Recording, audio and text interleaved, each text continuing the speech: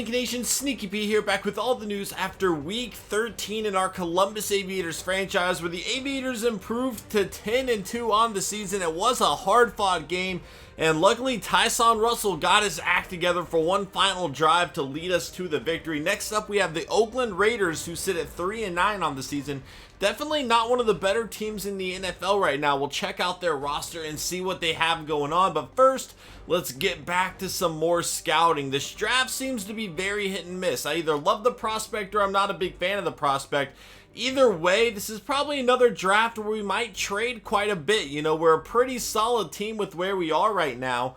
And I don't know that we really have a whole lot of needs, to be honest, unless we're going to lose some players in free agency, which is certainly a possibility. Overall, our team definitely looks pretty good. The quarterbacks seem to be pretty solid. Well, his throw on the run's not great, but the other guy definitely looked to be a pretty solid quarterback there. We're sitting pretty good with running backs as well, but look at this guy. This is somebody to keep an eye on. Again, there's a very real possibility we're going to be making quite a lot of trades in the draft. You guys need to know that going in, and it has nothing to do with the rookies. You know, I love getting some young players on the team, but if you look at our roster, we are sitting just so pretty right now and have very few needs that we actually need to look at. So finding somebody might not be a huge priority, because I don't think anybody that we get is going to be able to start for us anyway. Outside of providing some depth. However, in the future, we are going to end up with some difficult situations. We might need a defensive tackle to replace Casey. Sankey, we have yet to make a decision on. We do want to bring back McElroy, Harden, and Chapman, obviously. And this obviously concerns me, because this is where the game gets difficult. We are going to have so many players that we really would like to bring back. And we definitely need to do everything we can to make sure that that happens. Sometimes they will decline these offers. I'm going to try to offer this a 4-year deal, and he's really not asking for a whole lot. His overall is not as good as his production is, and that's actually good for us when it comes to negotiating. And there you have it. Curtis Harden will be returning. I am going to hold out on the rest of the crew right now. McElroy, almost certain we're going to bring him back. I absolutely love what he's bringing to the table. Bishop Sankey, I'd like to have back. He's done really well for us, but Rodman Scott is really starting to emerge as a player in his own right. And we have to consider that Casey's getting up there in age. If he wants to sign another 1-year deal, that might be worth bringing him back. Doran Dickerson, I like quite a bit, but has really fallen out of the rotation here with the new playbook that we've been running. We haven't been using him as much. Wayne Chapman, another guy. I think we want to bring Wayne Chapman back. I think it'd probably be good. 24 years old, 91 overall. And he is actually looking for a longer, bigger deal than Curtis Harden got.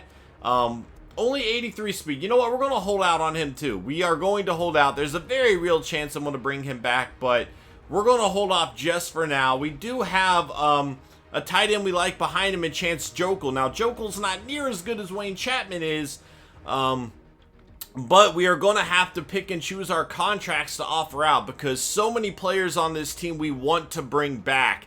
And the realism is we're not going to bring everybody back. We're not going to be able to bring everybody back because, you know, that salary cap is going to come into play. So I got to pick and choose the contracts that we give out pretty wisely. Curtis Harden's obviously a no-brainer. We have to have him back. But some of the other guys are going to have to make some really difficult decisions on. So let's go ahead and look at the Raiders lineup here. See what they've got going on, and we'll move forward from there. Raiders, here we go. And Brody Jennings, their starting quarterback, is out for 3 weeks. That is a big blow to that team. We will check out their depth chart outside of that and see why they're struggling this season. Really not having a good one, especially with the youth they had coming in. You would kind of expect them to be better off at this point, but maybe Brody Jennings has been injured for quite a while, and they've been rolling with Sean Renfrey. That could easily be why they have been struggling this season.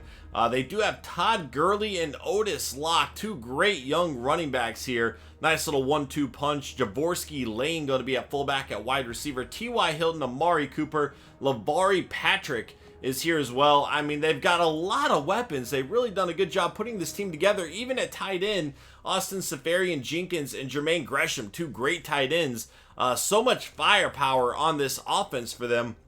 Nate Solder going to be at left tackle for them. Douglas at left guard. Hudson at center for him. At right guard, Kyle Long.